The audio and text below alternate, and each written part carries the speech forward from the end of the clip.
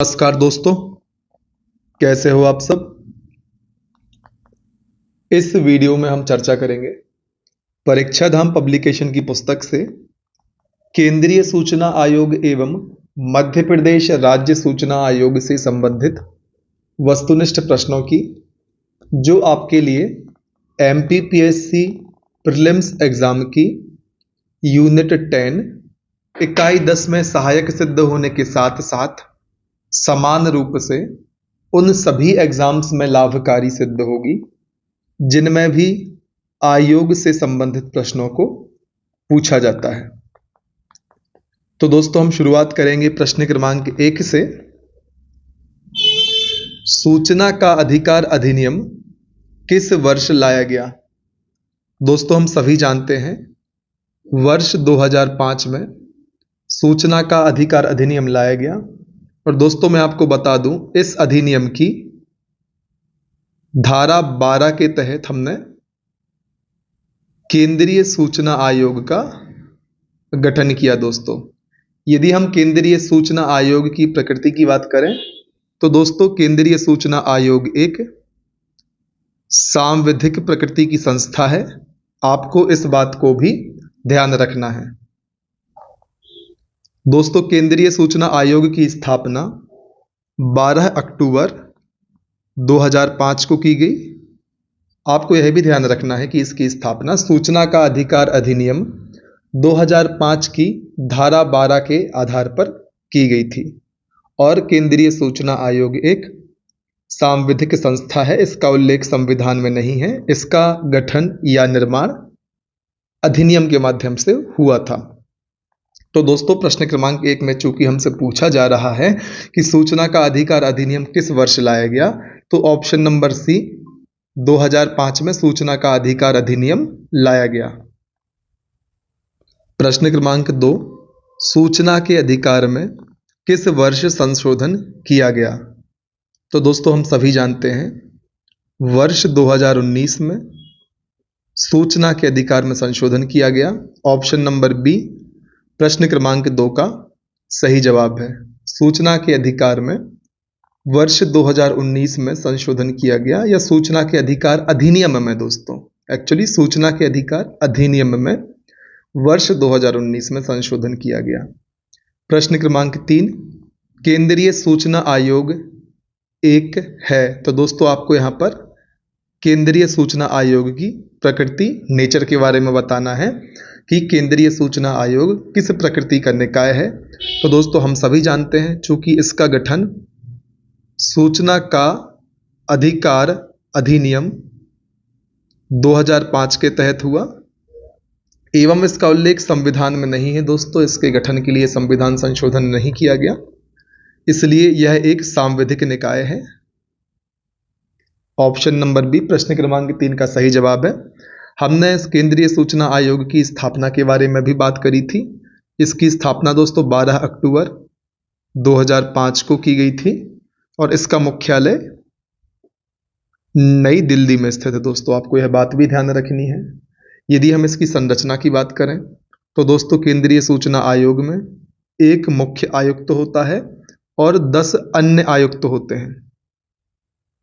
इनके कार्यकाल की यदि हम बात करें तो दोस्तों, इनका कार्यकाल 3 वर्ष या 65 वर्ष की आयु, इनमें से जो भी पहले हो तब तक होता है। और इनकी नियुक्ति राष्ट्रपति के द्वारा की जाती है। राष्ट्रपति खुद से इनकी नियुक्ति नहीं करते। एक प्रधानमंत्री की अध्यक्षता वाली चयन समिति होती है। वह समिति जिन व्यक्तियों की सिफारिश इन पदों पर करती है, राष्ट्रपति उस समिति की सिफारिश पर आयुक्तों की नियुक्ति करती है। तो दोस्तों, प्रश्न क्रमांक 3 में हमने चर्चा करी केंद्रीय सूचना आयोग की प्रकृति सांविधिक है। इसका उल्लेख संविधान में नहीं है। केंद्रीय सूचना आयोग का गठन सूचना अधिकार अधिनियम 2005 की धारा 12 के तहत किया गया। यदि हम दिनांक की बात करें तो दोस्तों, हमने देखा था 12 अक्टूबर 2005 को केंद्रीय सूचना आयोग का गठन किया गया, जिसका हेडक्वार्टर नई दिल्ली में है। हमने फिर बात करी थी इनके कार्यकाल की। इनका कार्यकाल 3 वर्ष या 65 वर्ष की आयु, इनमें से जो भी पहले हो तब तक होता है। संरचना में हमने देखा था केंद्रीय सूचना आयोग में एक मुख्य आयुक्त एवं 10 अन्य आयुक्त होते हैं जिनकी नियुक्ति राष्ट्रपति एक चयन समिति की सिफारिश पर करते हैं। अब हम चर्चा करेंगे प्रश्न क्रमांक 4 की। केंद्रीय सूचना आयोग में या केंद्रीय सूचना आयोग की संरचना में कौन शामिल होते हैं दोस्तों? प्रश्न क्रमांक 4 में आपसे पूछा जा रहा है केंद्रीय सूचना आयोग की संरचना के बारे में। तो हम प्रश्न क्रमांक 3 में ही डिस्कस कर चुके हैं कि केंद्रीय सूचना आयोग में एक मुख्य आयुक्त व 10 अन्य आयुक्त शामिल होते हैं। ऑप्शन नंबर ए, एक मुख्य आयुक्त व अधिकतम 10 आयुक्त इसकी संरचना में शामिल होते हैं। प्रश्न क्रमांक 4 का सही जवाब है। इनकी नियुक्ति की भी हमने बात करी थी, तो वह राष्ट्रपति के द्वारा की जाती है और एक चयन समिति की सिफारिश पर दोस्तों इनकी नियुक्ति की जाती है। आपको इस बात का भी ध्यान रखना है।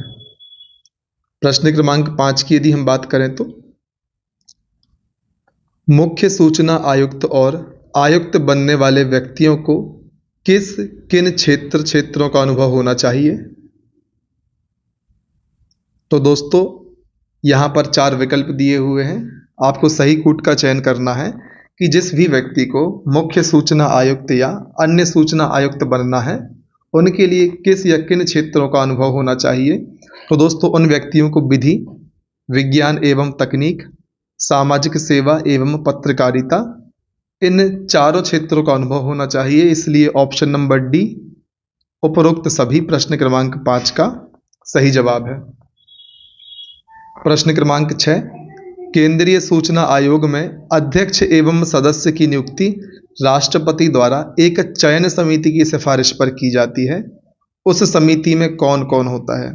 तो दोस्तों प्रश्न क्रमांक 6 में आपसे पूछा जा रहा है कि केंद्रीय सूचना आयोग में जो अध्यक्ष एवं सदस्यों की नियुक्ति राष्ट्रपति के द्वारा की जाती है एक चयन समिति की सिफारिश पर, उस चयन समिति में कौन कौन शामिल होता है?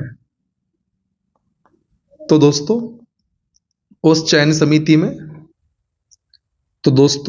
इस समिति में भारत के प्रधानमंत्री, लोकसभा में विपक्ष के नेता एवं एक मंत्रिमंडलीय सदस्य या कैबिनेट मंत्री शामिल होते हैं। तो दोस्तों इस प्रकार से कूट 1, 3 एवं 4 सही है। ऑप्शन नंबर डी प्रश्न क्रमांक 6 का सही जवाब है। दोस्तों आंसर की में प्रश्न क्रमांक 6 का उत्तर ऑप्शन नंबर सी बताया हुआ है। चूंकि लोकसभा अध्यक्ष इस समिति में शामिल नहीं होता इसलिए इसका आंसर ऑप्शन नंबर डी होगा। भारत का प्रधानमंत्री, लोकसभा में विपक्ष का नेता एवं एक मंत्रिमंडलीय सदस्य या कैबिनेट मंत्री केंद्रीय सूचना आयोग के अध्यक्ष एवं सदस्यों की नियुक्ति वाली समिति में शामिल होते हैं, जिस समिति की सिफारिश पर ही राष्ट्रपति द्वारा इनकी नियुक्ति की जाती है। अब हम चर्चा करेंगे प्रश्न क्रमांक 7 की। केंद्रीय सूचना आयोग के प्रथम अध्यक्ष कौन थे? तो दोस्तों हम सभी जानते हैं केंद्रीय सूचना आयोग के प्रथम अध्यक्ष वजाहत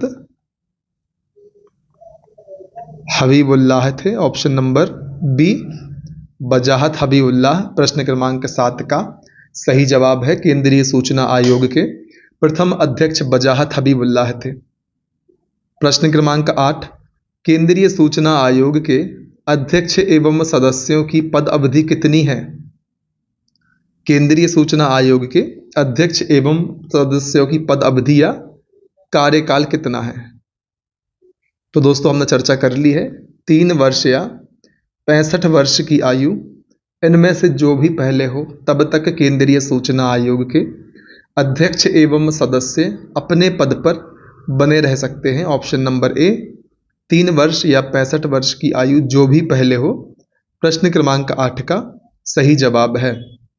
प्रश्न क्रमांक 9, केंद्रीय सूचना आयुक्त की सेवा शर्तें किसके समान होती हैं? तो दोस्तों हम सभी जानते हैं कि केंद्रीय सूचना आयुक्त की सेवा शर्तें भारत के मुख्य चुनाव आयुक्त के समान होती हैं। ऑप्शन नंबर बी प्रश्न क्रमांक 9 का सही जवाब है। केंद्रीय सूचना आयुक्त की सेवा शर्तें भारत के मुख्य चुनाव आयुक्त या chief election commissioner of India के समान होती हैं। प्रश्न क्रमांक 10, सूचना अधिकार अधिनियम 2005 के तहत मांगी गई सूचना कितने दिनों के भीतर उपलब्ध कराई जाती है? तो दोस्तों हम सभी जानते हैं, यदि सूचना अधिकार अधिनियम के तहत कोई व्यक्ति सूचना की मांग करता है तो वह सूचना अधिकतम 30 दिन के भीतर आपको उपलब्ध करवाई जानी चाहिए। ऑप्शन नंबर डी 30 दिन प्रश्न क्रमांक 10 का सही जवाब है। दोस्तों यदि आपको हमारे द्वारा बनाए जाने वाले इस प्रकार के वीडियोस आपके एग्जाम की तैयारी में सहायता करते हैं तो आप अधिक से अधिक संख्या में हमारे वीडियोस को लाइक कर दें। साथ ही साथ ऐसे विद्यार्थियों तक शेयर जरूर करें जिनको आपकी ही तरह हमारे वीडियोस से उनके एग्जाम की तैयारी में उन्हें लाभ प्राप्त हो सकता है। तो आप हमारे वीडियोस को शेयर जरूर करें ताकि अन्य भी हमारे वीडियोस का लाभ ले पाएं। साथ ही साथ यदि आप शेयर करते हैं, लाइक करते हैं, कमेंट में अपने सुझाव देते हैं, हमें अप्रिसिएशन देते हैं तो हमारा मनोबल बढ़ता है कि हम इसी प्रकार से आगे भी आपको काम करें। तो दोस्तों शेयर जरूर करें वीडियो को ताकि अधिक से अधिक लोगों तक हमारे वीडियोस की रीच पहुंच पाए और ज़्यादा से ज़्यादा लोग हमारे इस कंटेंट का फायदा उठा पाएं। प्रश्न क्रमांक 11, सूचना अधिकार अधिनियम 2005 के तहत मांगी गई जीवन और व्यक्तिगत स्वतंत्रता की सूचना कितने समय या दिन में उपलब्ध करवाई जाती है? तो दोस्तों सामान्य सूचना को अधिकतम 30 दिनों के भीतर उपलब्ध करवाया जाना चाहिए। प्रश्न क्रमांक 10 में हमने चर्चा करी है। और यदि कोई ऐसी सूचना मांगी जाती है जो जीवन और व्यक्तिगत स्वतंत्रता से संबंधित है तो वह सूचना अधिकतम 48 घंटे में उपलब्ध करवाई जानी चाहिए। 48 घंटे या 2 दिन। आपको यह बात ध्यान में रखनी है, यदि सामान्य सूचना मांगी गई है तो अधिकतम 30 दिन के अंदर आप उपलब्ध करवाइए। और यदि कोई ऐसी सूचना मांगी गई है जो किसी व्यक्ति के जीवन और व्यक्तिगत स्वतंत्रता से संबंधित है तो वह सूचना अधिकतम 48 घंटे के भीतर उपलब्ध करवाए जाने का उपबंध सूचना का अधिकार अधिनियम 2005 में किया गया है। प्रश्न क्रमांक 12, यदि किसी सूचना आयुक्त को मुख्य सूचना आयुक्त के रूप में नियुक्त किया जाता है तो उसका कुल कार्यकाल कितने वर्ष से अधिक नहीं होगा? प्रश्न क्रमांक 12 में आपसे पूछा जा रहा है कि यदि किसी सूचना आयुक्त को मुख्य सूचना आयुक्त के रूप में नियुक्त किया जाता है तो उसका कुल कार्यकाल कितने वर्षों से अधिक नहीं होगा। तो दोस्तों यहाँ पर दो पदों की बात की जा रही है कि सूचना आयुक्त को यदि हम मुख्य सूचना आयुक्त बनाते हैं तो सामान्यतः बच्चे कैलकुलेट कर लेंगे 3 वर्ष तक रह पाएगा सूचना आयुक्त के पद पर एवं 3 वर्ष तक रह पाएगा मुख्य सूचना आयुक्त के पद पर। इस प्रकार से कुल कार्यकाल 6 वर्ष होना चाहिए। लेकिन दोस्तों ऐसा नहीं है। यदि किसी व्यक्ति को सूचना आयुक्त से मुख्य सूचना आयुक्त के रूप में नियुक्त करते हैं तो उसका अधिकतम कार्यकाल 5 वर्ष से ज्यादा नहीं होगा। दोस्तों ऑप्शन नंबर सी। प्रश्न को एक बार फिर से दोहरा लेते हैं। यदि किसी सूचना आयुक्त को मुख्य सूचना आयुक्त के रूप में नियुक्त किया जाता है तो उसका कुल कार्यकाल कितने वर्ष से अधिक नहीं होगा? तो दोस्तों उसका कार्यकाल 5 वर्ष से अधिक नहीं होगा। ऑप्शन नंबर सी प्रश्न क्रमांक 12 का सही जवाब है। प्रश्न क्रमांक 13, सूचना अधिकार अधिनियम के दायरे से बाहर संस्थान है। दोस्तों यहाँ पर आपको 4 विकल्प दिए गए हैं, आपको बताना है इनमें से कौन से संस्थान सूचना अधिकार अधिनियम के दायरे में नहीं आते। तो option number A intelligence bureau, option number B सीमा सुरक्षा बल, ऑप्शन नंबर सी सीमा सड़क विकास बोर्ड एवं ऑप्शन नंबर डी उपरोक्त सभी। तो दोस्तों यहाँ पर दिए हुए सारे संस्थान सूचना अधिकार अधिनियम के दायरे से बाहर हैं, इसलिए ऑप्शन नंबर डी उपरोक्त सभी प्रश्न क्रमांक 13 का सही जवाब है। प्रश्न क्रमांक 14, आयुक्त एवं सदस्यों को, दोस्तों यहाँ पर सेंटेंस फ्रेमिंग ठीक नहीं है, कदाचार के मामलों पर हटाने की शक्ति दोस्तों किस में निहित है? यदि सूचना आयोग के आयुक्त एवं सदस्यों को कदाचार का दोषी पाया जाता है तो उन्हें उनके पद से हटाने की शक्ति किन्हें नियुक्त है? यह प्रश्न आपसे प्रश्न क्रमांक 14 में पूछा जा रहा है। ऑप्शन नंबर ए राष्ट्रपति के पास, ऑप्शन नंबर बी संसद के पास, ऑप्शन नंबर सी उच्चतम न्यायालय की जांच के बाद राष्ट्रपति द्वारा, ऑप्शन नंबर डी केंद्र सरकार द्वारा। तो दोस्तों यहाँ पर 4 विकल्प दिए हुए हैं। जिनमें से ऑप्शन नंबर सी उच्चतम न्यायालय की जांच के बाद राष्ट्रपति द्वारा। यह विकल्प सत्य है कि यदि केंद्रीय सूचना आयोग का आयुक्त या सदस्य कदाचार के मामले का दोषी पाया जाता है तो राष्ट्रपति उसे उसके पद से सर्वोच्च न्यायालय की जांच के बाद हटा सकते हैं। ऑप्शन नंबर सी प्रश्न क्रमांक 14 का सही जवाब है। प्रश्न क्रमांक 15, निम्नलिखित में से कौन मुख्य सूचना आयुक्त पद पर नहीं रहा। यहाँ पर 4 विकल्प दिए हुए हैं। एक विकल्प ऐसा है जिसमें शामिल व्यक्ति मुख्य सूचना आयुक्त के पद पर नहीं रहा, आपको उस विकल्प का चयन करना है। ऑप्शन नंबर ए N.A. तिवारी, यह इस पद पर रह चुके हैं। राजीव माथुर भी रह चुके हैं। राधा कृष्ण माथुर भी रह चुके हैं। शांता सिन्हा दोस्तों इस पद पर कभी नहीं रहे और हमसे पूछा गया है कौन इस पद पर नहीं रहा, इसलिए option number D Shanta Sinha प्रश्न क्रमांक 15 का सही जवाब है। आप इनके नाम ध्यान रखें, N.A. तिवारी, राजीव माथुर एवं राधा कृष्ण माथुर। यह 3 व्यक्ति मुख्य सूचना आयुक्त के पद पर आसीन हो चुके हैं। प्रश्न क्रमांक 16, विश्व में सबसे पहले सूचना का अधिकार किस देश में लागू किया गया। तो दोस्तों हम सभी जानते हैं विश्व में सबसे पहले सूचना का अधिकार स्वीडन देश में लागू किया गया था। ऑप्शन नंबर बी प्रश्न क्रमांक 16 का सही जवाब है। विश्व में सबसे पहले सूचना का अधिकार स्वीडन में लागू किया गया था। प्रश्न क्रमांक 17, केंद्रीय सूचना आयोग की प्रथम महिला मुख्य आयुक्त कौन है। केंद्रीय सूचना आयोग की प्रथम महिला मुख्य आयुक्त कौन है। हम सभी जानते हैं दोस्तों, श्रीमती दीपक संधू केंद्रीय सूचना आयोग की प्रथम महिला मुख्य आयुक्त हैं। ऑप्शन नंबर डी प्रश्न क्रमांक 17 का सही जवाब है। प्रश्न क्रमांक 18, निम्न में से कौन मध्य प्रदेश राज्य मुख्य सूचना आयुक्त पद पर नहीं रहा है। प्रश्न क्रमांक 18 में आपसे पूछा जा रहा है ऐसे व्यक्ति का नाम बताएं जो मध्य प्रदेश राज्य मुख्य सूचना आयुक्त के पद पर नहीं आसीन हुआ है। तो दोस्तों पदपाणी तिवारी, इकबाल अहमद, KD खान, यह तीनों व्यक्ति इस पद पर सुशोभित हो चुके हैं। Radha Krishna Mathur option number D इस पद पर कभी सुशोभित नहीं हुए, इसलिए option number D Radha Krishna Mathur प्रश्न क्रमांक 18 का सही जवाब है। प्रश्न क्रमांक 19, मध्य प्रदेश राज्य सूचना आयोग की स्थापना कब की गई। तो दोस्तों हम सभी जानते हैं मध्य प्रदेश राज्य सूचना आयोग की स्थापना 22 अगस्त 2005 को की गई और दोस्तों इसका मुख्यालय मध्य प्रदेश की राजधानी भोपाल में स्थित है।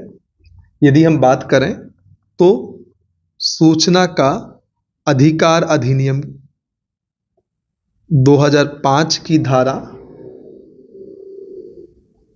15 के तहत दोस्तों मध्य प्रदेश राज्य सूचना आयोग का गठन किया गया था। इसी अधिनियम की धारा 12 के तहत केंद्रीय सूचना आयोग का गठन किया गया था। लेकिन यदि जब बात आए मध्य प्रदेश राज्य सूचना आयोग की तो इस अधिनियम की धारा 15 के तहत मध्य प्रदेश राज्य सूचना आयोग का गठन किया गया था। दोस्तों इसकी संरचना में भी एक मुख्य आयुक्त एवं 10 अन्य आयुक्त शामिल होते हैं जिनका कार्यकाल भी दोस्तों 3 वर्ष या 65 वर्ष की आयु इनमें से जो भी पहले हो तब तक होता है। इनकी नियुक्ति दोस्तों राज्यपाल के द्वारा की जाती है, किंतु एक चयन समिति की सिफारिश पर की जाती है जिसकी अध्यक्षता मुख्यमंत्री करता है। तो ध्यान रखें दोस्तों, मध्य प्रदेश राज्य सूचना आयोग की स्थापना 22 अगस्त 2005 को हुई जिसका मुख्यालय भोपाल में है और इसकी स्थापना सूचना का अधिकार अधिनियम 2005 की धारा 15 के तहत की गई। दोस्तों मध्य प्रदेश राज्य सूचना आयोग में एक मुख्य आयुक्त व 10 अन्य आयुक्त होते हैं जिनका कार्यकाल 3 वर्ष या 65 वर्ष होता है। इनकी नियुक्ति राज्यपाल द्वारा मुख्यमंत्री की अध्यक्षता वाली चयन समिति की सिफारिश पर की जाती है। इस प्रकार से चूंकि प्रश्न में स्थापना पूछा गया था इसलिए ऑप्शन नंबर ए 22 अगस्त 2005 मध्य प्रदेश राज्य सूचना आयोग की स्थापना प्रश्न क्रमांक 19 का सही जवाब है। अब हम बात करेंगे प्रश्न क्रमांक 20 की। मध्य प्रदेश के प्रथम राज्य सूचना आयुक्त कौन थे। तो दोस्तों TN श्रीवास्तव टी.एन. श्रीवास्तव मध्य प्रदेश के प्रथम राज्य सूचना आयुक्त थे। आपको इस बात का ध्यान रखना है। टी.एन. श्रीवास्तव मध्य प्रदेश के प्रथम राज्य सूचना आयुक्त या मुख्य सूचना आयुक्त मध्य प्रदेश के। इस बात को आप ध्यान रखें। T N. Srivastava, option number D, T N. Srivastava प्रश्न क्रमांक 20 का सही जवाब है। प्रश्न क्रमांक 21, सूचना अधिकार अधिनियम 2005 के तहत कितने सरकारी संगठन या संस्थान सूचना के दायरे से बाहर हैं? तो दोस्तों हमने अपने थ्योरी वाले सेक्शन में बात करी थी, 22 ऐसे संस्थान हैं जो सूचना अधिकार अधिनियम 2005 के दायरे से बाहर हैं। ऑप्शन नंबर डी, 22 संस्थान प्रश्न क्रमांक 21 का सही जवाब है। प्रश्न क्रमांक 22, राज्य सूचना आयोग के अध्यक्ष एवं सदस्यों की नियुक्ति किसके द्वारा की जाती है? तो दोस्तों हम सभी जानते हैं राज्य सूचना आयोग के अध्यक्ष एवं सदस्यों की नियुक्ति मुख्यमंत्री की अध्यक्षता वाली चयन समिति की सिफारिश पर राज्यपाल द्वारा की जाती है। तो ऑप्शन नंबर सी, राज्यपाल प्रश्न क्रमांक 22 का सही जवाब है। लेकिन दोस्तों अब प्रश्न उठता है, इस चयन समिति में कौन कौन शामिल होता है? तो दोस्तों यह चयन समिति 3 सदस्यीय होती है, जिसमें मुख्यमंत्री शामिल होते हैं राज्य के। इसके अलावा विधानसभा में विपक्ष का नेता शामिल होता है। इसके साथ ही एक कैबिनेट मंत्री शामिल होता है एवं इस समिति की अध्यक्षता मुख्यमंत्री के द्वारा की जाती है। और दोस्तों जब यह समिति सिफारिश करती है नियुक्ति की, तो समिति की सिफारिश पर ऑप्शन नंबर सी, राज्यपाल के द्वारा राज्य सूचना आयोग के अध्यक्ष एवं सदस्यों की नियुक्ति की जाती है। प्रश्न क्रमांक 23, राज्य के सूचना आयुक्तों के वेतन भत्ते किसके समान होते हैं? तो दोस्तों हम सभी जानते हैं राज्य के सूचना आयुक्तों के वेतन भत्ते राज्य के मुख्य सचिव के समान होते हैं। ऑप्शन नंबर सी प्रश्न क्रमांक 23 का सही जवाब है। प्रश्न क्रमांक 24, राज्य के सूचना आयुक्त को कदाचार के मामले में पद से कौन हटाता है? तो दोस्तों उच्चतम न्यायालय की जांच के बाद राज्यपाल राज्य के सूचना आयुक्तों को कदाचार के मामले में पद से हटाते हैं। ऑप्शन नंबर डी प्रश्न क्रमांक 24 का सही जवाब है। प्रश्न क्रमांक 25, सूचना अधिकार संशोधन 2019 के पहले आयुक्त का कार्यकाल कितने वर्ष का था? तो दोस्तों हम सभी जानते हैं सूचना अधिकार अधिनियम में 2019 के पहले अर्थात संशोधन के पहले आयुक्त का कार्यकाल 5 वर्ष हुआ करता था। ऑप्शन नंबर बी प्रश्न क्रमांक 25 का सही जवाब है। तो दोस्तों इस प्रकार से हमने इस वीडियो में केंद्रीय सूचना आयोग एवं मध्य प्रदेश राज्य सूचना आयोग से संबंधित वस्तुनिष्ठ प्रश्नों को कवर किया। अगले वीडियो में हम केंद्रीय सतर्कता आयोग से संबंधित वस्तुनिष्ठ प्रश्नों को कवर करेंगे। तो दोस्तों इस वीडियो में इतना ही।